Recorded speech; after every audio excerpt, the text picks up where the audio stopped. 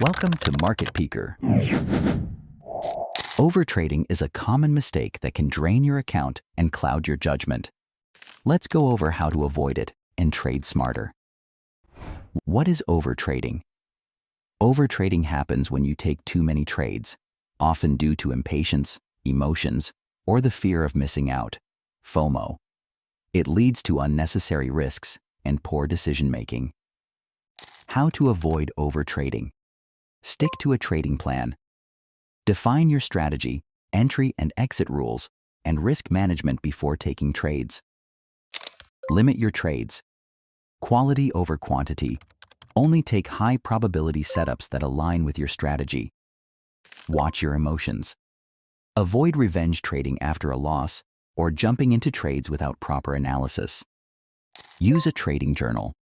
Track your trades and review them to see if you're sticking to your plan or trading impulsively. Pro tip: set daily or weekly trade limits to keep yourself disciplined and prevent overexposure to the market.